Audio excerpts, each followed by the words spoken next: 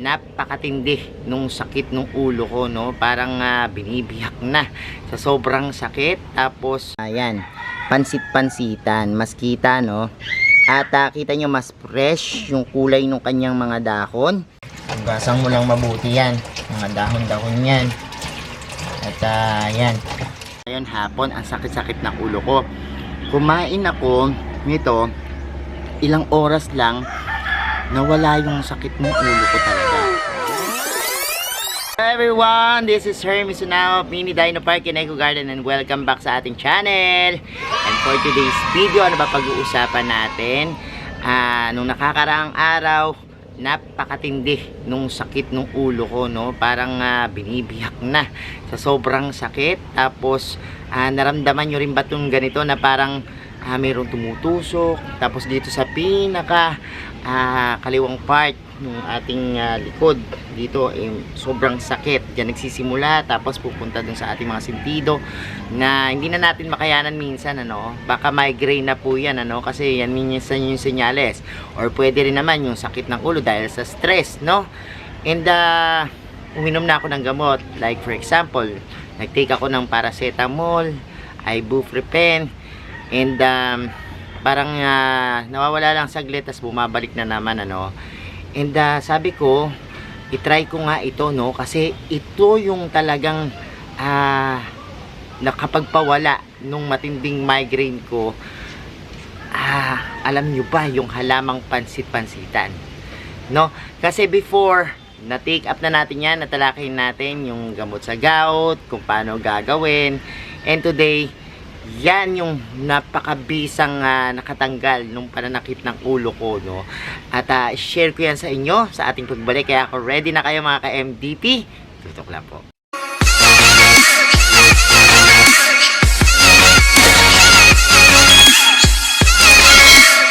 And we're back mga ka-MDP.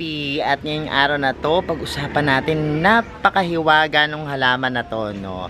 Actually, tinuturing nga po na damo lang itong halaman na to dahil kung saan-saan lamang tumutubo, ano, doon sa ating garden. At pag nakikita natin yan, minsan kuhanin nyo na kasi ang laking tulong yan, ano, lalo na sa medicinal na parte, no, nung kanyang aspeto. Sinasabi nga na ito, halaman na ito, nakakagaling sa gout, tapos merong iba sa rayuma, no, yung mga masakit na mga kalamnan, nagagamot din ito, no. At saka sabi nga yung iba, kasi ginawa natin tong tsaa nung nakaraan, kung napanood nyo yung ating last video, paglalaga sa kanya, no, at gagawin siyang tsaa, pwede po yan, no. Pwede rin naman direkta kasi kung maalala nyo naman, meron tayong ginawang parang salad dyan, o kaya yung nori naman na ginawa natin, yung pinalaman natin siya sa nori, no, at kinain din natin, ano. Yun yung mga pwede nyong hanapin do sa aking playlist, mga sample ng pagkain niyang pansit-pansitan, ano. At itong pansit-pansitan, itong damo na ito, napakagaling din po sa mga may migraine at masakit ang ulo, no, kasi subok ko na po yan. Ginawa ko na sa akin, halos ilang buwan kong iniinda yung sakit ng ulo at yung parang makirot dito sa ulo ko. Tapos nung kumain ako nito, grabe, nawala, no. At I think talagang siya yung nakapagpagaling sa akin. At samahan nyo ako, pakita ko yung itsura ng pansit-pansitan. At samahan nyo ako kung paano gagawin nating pagkain ngayon, kasi direkta lang natin siyang kakainin. Tara, ikot na tayo sa ating garden at maghanap ng pansit-pansitan. And ayan nga, pagdaan natin dito nakakita tayo, ito yung tinatawag na pansit-pansitan, ano. Actually yung kanyang pinakadahon, hugis puso po siya, tapos madulas, no, yung kanyang pinaka green na leaves, ano, ganyan yung kulay niya. Tapos yung stem niya, siguro kaya tinawag na pansit-pansitan, ano, kasi parang mukhang pansit. Ito po kasi actually maliit pa tong isa na to, pero lumalago yan, ano. Gusto nating mag-culture dito kasi mas maganda po kung kayo yung nagtatanim mismo nito, o dun sa inyong bakura nakalagay, hindi yung kung saan saan lang na baka may mga contaminated na lupa or dala ng pollution, medyo nakakaanong kainin. Pero pag yun sa mga garden lang natin, ligtas yan na talaga namang ayos, no, yung pagkakatanim. Actually, tinitingnan ko, no, kasi kung saan lang siya tumutubo, possible na sa seeds yung pinagmumulan niya, kasi ito lahi rin po ito ng peperomia, no, peperomia pellucida yung tawag sa kanya. Meron siyang bulaklak na lumalabas katulad ng sa mga peperomia, yung parang ganyan na stalk ng bulaklak. Tapos yan siguro yung naglalaglag nung pinaka buto na tutubo, ano. At kung saan nyo lang makita to, hanap pa tayo ng mas makapal dito, no, para yun yung gagamitin natin at kakainin na pwede natin igamot sa ating migraine o sakit ng ulo. O dito naman nakakita tayo ng mas malaking yan, pansit-pansitan, mas kita, no. At kita nyo mas fresh yung kulay ng kanyang mga dahon. May puso. Tapos ayun yung sinasabi ko sa inyo, parang flower stalk, o, diba? O tapos mas kita nyo yung pinaka stem niya. Kaya siya siguro tinawag na pansit-pansitan. Kasi tingnan yung parang pansit yung hibla niya, no. At yan yung gagamitin natin, ano. Kunin na natin tong isa na to. Yan. Minsan kinakat ko lang siya, hindi ko na sinasama ugat para tubuan pa. Pero pwede na rin kunin nyo na lahat. Kung halimbawang marami naman kayo, yan, edi i-harvest nyo na yan. Kuha tayo ng mga ganito, ipunin natin. Tapos, ayan, mamaya huhugasan na natin to kasi direkta yung pagkain natin ito ngayon, doon sa mga may migraine at masakit ang ulo. Panuorin nyo po ito, no, kung paano natin kainin. And ngayon huhugasan na natin. Actually, pwede nyo isama yung ugat, pero yan, may mga lupa-lupa, kaya tanggalin natin, no? Tatanggalin lang yan, mga yan. Para hindi na makasama pag naghugas, no? Tatanggalin muna natin tubig para malinis. So, meron pa. Yung iba sinasama na talaga yung ugat, no? Pero tayo kasi, marami naman tayo dito niyan. Tanggalin natin kasi yung mga ugat po niyan, ito, yung mga pinagtanggalan ko, sinasaboy ko po uli, no, dun sa pinakalupa. Kanang sa gayon, tutubo uli siya. Kaya pinapat natin, lalagay sa pot. So, napakadali lang po nito, no. Ganyan lang siya. Hugasan lang natin ng malinis. Sabi ko nga sa inyo, pili kayo dun sa lugar na sa tingin nyo malinis yung lupa. Ayan. Kasi minsan pag sa tabi-tabi lang, malalapit sa mga karsada, sa polusyon, sa alikabok. Yan. Talagang minsan na ano tayong kainin. Pero kung alam mo namang galing sa bakuran mo, at yan, hugasan mo lang mabuti yan. Mga dahon-dahon yan. At yan. Pwede na yan. Ako, before pinapakuluan ko pa to, pero nung na-discover ko na pwede na palang kainin to ng direkta, dinidirekta ko na pong kainin, ano. At wala namang ano, parang hindi naman masyadong matapang yung lasa niya. Para lang kumakain ng gulay din. And pwede nyo naman to lutuin, kasi yung iba sinasahog to sa mga sardinas, sa mga baboy, ginigisa. So, humahanap sila ng mga iba't ibang recipe, no, para dito sa pansit-pansitan.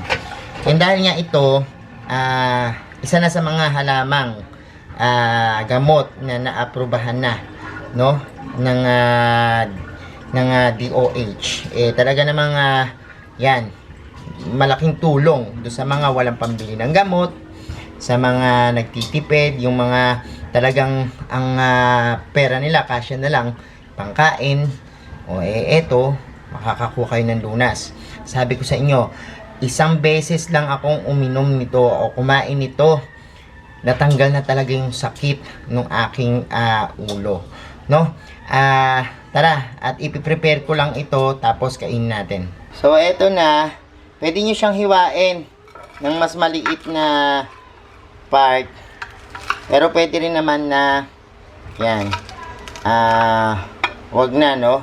diretso na kainin. Pero ako gusto kasi yung parang bite size lang yung ating pagkain. Kaya yan, iniwa ko naman liit. Tara, punta tayo doon sa garden. Mas maganda kumain doon.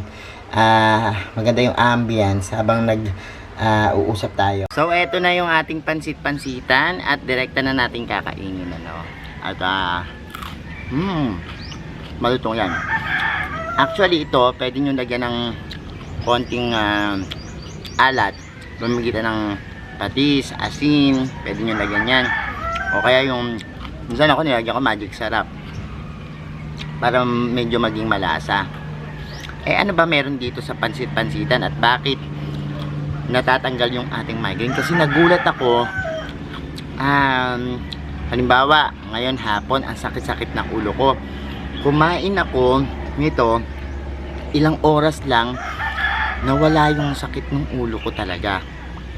Yung matinding sakit ng ulo ko na ilang buwan at ilang linggo kong tinitiis, talagang nagawa niya ng paraan na mawala, ano. Kaya sobrang hangang-hanga ako dito sa damong ito na napakagaling. Sinasabi nga na ang pansit-pansitan ay mayroong analgesic property para sa mga pain reliever, painkiller. Kaya siguro nawala yung sakit ng ulo ko. Isa pa, ang pansit-pansitan kasi meron siyang inflammatory, anti-inflammatory, no, na properties o yung pagpigil do sa pamamaga, no. Yan, napakaganda nitong pansit-pansitan. Mayaman din po itong pansit-pansitan sa mga vitamins, ano. For example, calcium, mataas yan sa calcium. Sa protein, mataas din po ito, no. Sa carbohydrates, no, mataas din po ito. At sa iron, no. Napakaganda po nitong pansit-pansitan. Kaya po maraman sa vitamina at nakakagamot pa, no. Kaya sabi ko nga sa inyo, ito pwede nyo rin naman tong ilaga. Panuorin nyo yung mga previous video natin na yung ating ginawang paglalaga dito. Kasi pwede to, papakuluan nyo lang, kuha kayo ng isang kamay na ganito, pansit-pansitan, pakuluin nyo sa 2 o 3 cup ng water. Pakuluan nyo ng 15 minutes. Tapos yan, pwede nyo na yung inumin, ano. Inumin nyo yan, pwede mas madalas, ano. Sa isang araw nga ako 2 lang eh. Minsan pagkatas kumain ng umaga, minum na ako yan. Tapos sa hapon naman, ano, parang kape-kape ko na yan. Kaysa magkape pa kayo, yan na lang yung gawin nyo, uminom kayo nyan, tsaan nyo. Pero alam nyo ba, pwede rin po ito kapag masakit ang ulo nyo, direkta nyo pong ilalagay, ano, dun sa ano, sa pinaka parte na sumasakit. Halimbawa yung sa sentido, yan, pwede po direkta nyo ilagay yan, ano. Kapag masakit yung katawan nyo, yung ulo nyo, pag ina-atake kayo ng migraine, pwede pong direkta nyo ikuskus, no, dun sa part na sumasakit, mawawala po yan, ano. Pero ako, sabi ko nga sa inyo, nag-take lang ako nito, pinapak ko lang ng pinapak, ayan, gumaling yung migraine ko. Kaya kung meron po kayong ganyan, mga talagang hindi maiwasan at hindi maalis-alis ng mga sakit ng ulo, kumain po kayo ng pansit-pansitan, no. Isa po yan sa mga magaganda sa migraine. So ayan, kainin natin to, busin natin maya-maya. And magpapaalam muna ako sa inyo. Maraming salamat po, no, sa inyong pagtutok.